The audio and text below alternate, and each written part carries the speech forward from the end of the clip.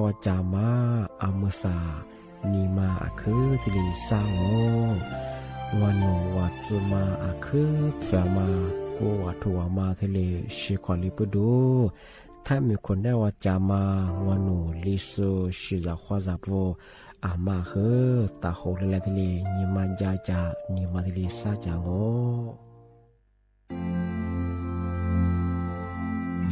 รากฐานสังคมไทยตั้งแต่อดีตจนถึงปัจจุบัน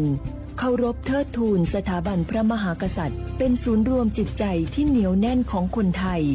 ในเวลาที่เกิดวิกฤตทางการเมืองพระบารมีของพระเจ้าอยู่หัวก็ทำให้เกิดความสงบและช่วงที่เกิดวิกฤตเศรษฐกิจปรัชญาเศรษฐกิจพอเพียงของพระเจ้าอยู่หัวรัชกาลที่9พระราชทานให้กับคนไทยก็ทำให้ผู้ที่น้อมนำมาปฏิบัติมีภูมิคุ้มกันและไม่เกิดความเสียหาย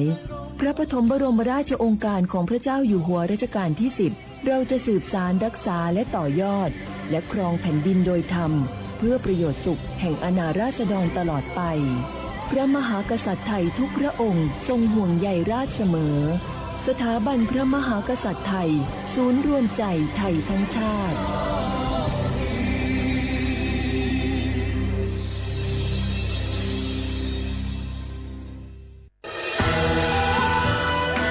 จากศาลากลางจังหวัดน่านหลังเก่าพัฒนาสู่การเป็นศูนย์การเรียนรู้นันทศิษย์ป่าคารโดยมูลนิธิรักป่าน่าน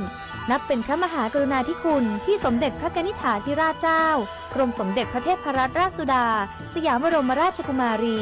ได้พระราชทานนามนันทศิษย์ป่าคารอันหมายถึงอาคารแห่งความรู้ทุกแขนงของจังหวัดน่าน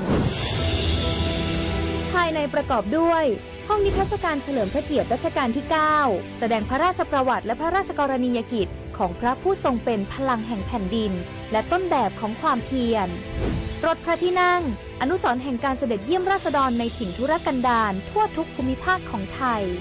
พิพิธภัณฑ์ศาลากลางจังหวัดน่านความทรงจำของอาคารหลังเก่าและการอนุรักษ์สิ่งสำคัญของเมืองน่านเทคโนโลยีกับมนุษย์จุดประกายความคิดสร้างสรรค์สู่การสร้างนวัตกรรมในอนาคตน่านซิมูเลชันแนวทางจัดการขยะที่ยั่งยืนเพื่อตระหนักถึงผลกระทบต่อสังคมเศรษฐกิจและสิ่งแวดล้อมห้องสมบัติน่านย้อนรอยสู่อดีตและความรุ่งเรืองของนครน่านผ่านเงินตราเครื่องเงินและผ้าทองเปิดให้เข้าชมฟรีไม่มีค่าใช้จ่ายตั้งแต่เวลา 9 นาฬิกาถึง 17 นาฬิกาหยุดทุกวันจันทร์และวันนักขัตฤกษ์มาร่วมอนุรักษ์สืบสานสร้างสรรค์ศิลปะวัฒนธรรมและวิทยาศาสตร์ของเมืองน่านคุณค่าที่น่าภาคภูมิใจ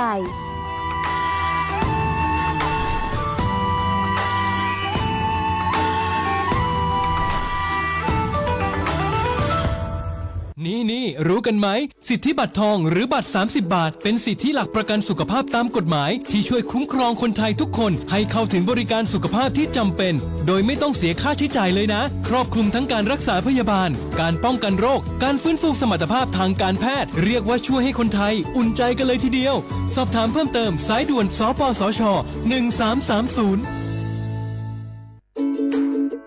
ทุกครั้งที่ใช้สิทธิบัตรทองหรือบัตร30 บาทอย่าลืมพกบัตรประชาชนเพื่อยืนยันการใช้สิทธิไม่ว่าจะไปรักษารับบริการป้องกันโรคหรือบริการอื่นๆสำหรับเด็กเล็กที่ยังไม่มีบัตรประชาชนใช้ใบเกิดแสดงคู่กับบัตรประชาชนของผู้ปกครองง่ายสะดวกรักษาได้ทันทีสอบถามเพิ่มเติมได้ที่สายด่วนสปสช1330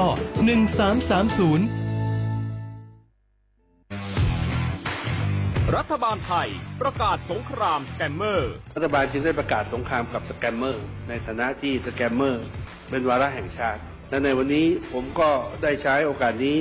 มารายงานความคืบหน้าและเน้นย้ำถึงสิ่งที่เราต้องร่วมกันทำต่อไปรัฐบาลได้จัดตั้งคณะกรรมการอำนวยการป้องกันและปราบปรามอาชญากรรมทางเทคโนโลยีขึ้นมาโดยมีผมเป็นประธานด้วยตนเองเพื่อให้ทุกหน่วยงานทำงานไปในทิศทางเดียวกันเราได้มีการลงนามบันทึกความเข้าใจระหว่าง 15 หน่วยงานหลักทั้งภาครัฐและภาคเอกชนตลอดจนสถาบันการเงินเพื่ออุดช่องโหว่ทางการเงินและตัดเส้นทางเงินของกระบวนการอาชญากรรมเหล่านี้ให้สิ้นซากรวมพลังคนไทยต้านภัยสแกมเมอร์นายอนุทินชาญวีรกูลนายกรัฐมนตรี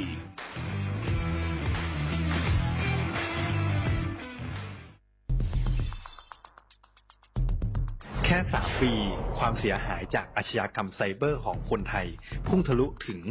94,000 ล้านบาทหรือเฉลี่ยปีละ 30,000 ล้านบาททุก1 ชั่วโมงเราเสียเงินกว่า 3.4 ล้านบาทให้กับมิจฉาชีพออนไลน์โจรไม่เห็นใจคนอาชีพไหนอายุเท่าไหร่สถานะทางการเงินแบบใดหมอพ่อค้านักธุรกิจนักเรียนแม่บ้านข้าราชการเกษียณทุกคนตกเป็นเหยื่อได้เสมอและวันหนึ่งอาจเป็นคุณหรือคนที่คุณรักเพราะจุดอ่อนร่วมของเหยื่อคือความเร่งรีบขาดสติหรือแม้แต่บางครั้งก็เกิดความโลภจนเกินไปอย่าปล่อยให้การกดคลิกเดียวลิงก์เดียวทำให้โจรยิ้มกว้างวันนี้ถึงเวลาแล้วที่คนไทยทุกคนจะต้องร่วมมือกันสร้างภูมิคุ้มกันอาชญากรรมไซเบอร์ช่วยกันหยุดก่อนที่ภัยไซเบอร์จะทำให้คนที่คุณรักและตัวคุณเองกลายเป็นเหยื่อ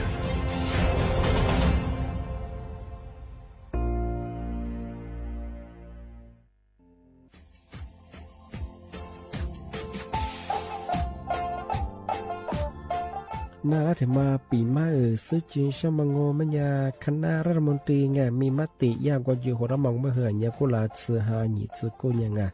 ยิ่งคงอยู่ตรงว่ายาชดซื้อฉีกว่ายาเบลมองเมื่อเหือแก้ไขปัญหาไงสถานะอาทิตย์เหือสัญชาติไงเอาถ้าหมายความว่าจะส่งไงอธิบายที่ยากกฎหมายถือว่าเบลมองเมื่อเหือไงมาตราที่17ไงแห่งพระราชบัญญัติคนเข้าเมืองไงพอสองงมันอยากให้คนอยากให้หนีตัวอยากหนีซื้อหนีกวางกันเท่าว่าถ้ามีคนเนี่ยว่าดูแลโซอาทิตย์เนี่ยคือมันจะจางงเป็นยังไงอาทิตย์เนี่ยว่ามีทะเบียนประวัติเธอถูกต้องอยู่ไงอธิบายว่าสารว่ายื่นขอสถานะไงคนต่างด้าวเข้าเมืองโดยชอบด้วยกฎหมายที่ดียินหน้าบุรุษไงอาทิตย์ทยากฎหมายถือว่าบรรดามันเป็นไงมาตราที่7 ทวีไงแห่งพระราชบัญญัติไงสัญชาติยึดขวงงบไปเฮอพศยังไง2508ไงเอาถ้ามีคนได้ว่าเฮอตาสุงโงไม่ยังไงอาทิตย์ยังเฮออาบามันก็จะเฮออามาไงเอาว่าอยู่ในทะเบียนประวัติบุคคลไงอธิบายว่าไม่มี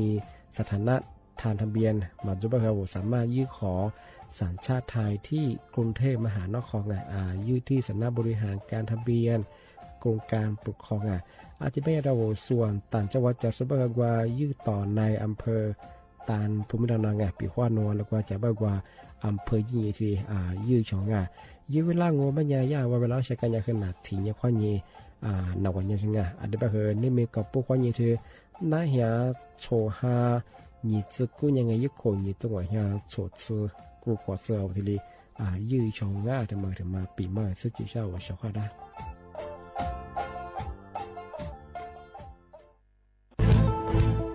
เชียร์ว่าบุกอามาสนใจลงโฆษณาทาสถานีวิทยุกระจายเสียงแห่งประเทศไทยจังหวัดเชียงใหม่เอาสถานีวิทยุของบัญญัติยี่เสียคือเสืออาทิเยยี่สัญญาว่าคือหุยยาคือยิบเป้งานเที่ยวพื้นที่จังหวัดเชียงใหม่ยังอาทิปัญญาอามาสนใจลงโฆษณาอยู่ช่องบัญญัติติดต่อที่สวทเชียงใหม่ยิบเบอร์โทรบัญญัติคือ053-276-0685อาทิเย0922468579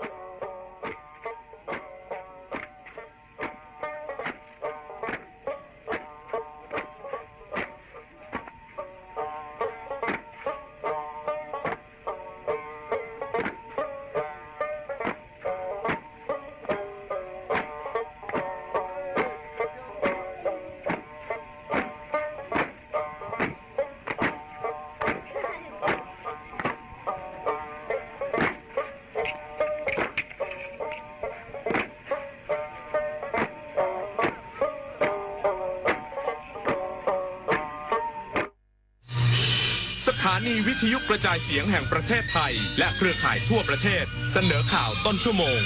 รู้เร็วรู้จริงเกาะติดทุกสถานการณ์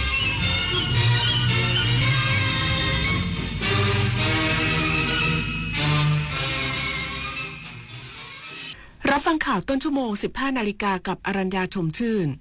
พระบาทสมเด็จพระเจ้าอยู่หัวทรงมีพระบรมราชโองการประกาศเรียกประชุมสมัยวิสามัญแห่งรัฐสภาพุทธศักราช 2568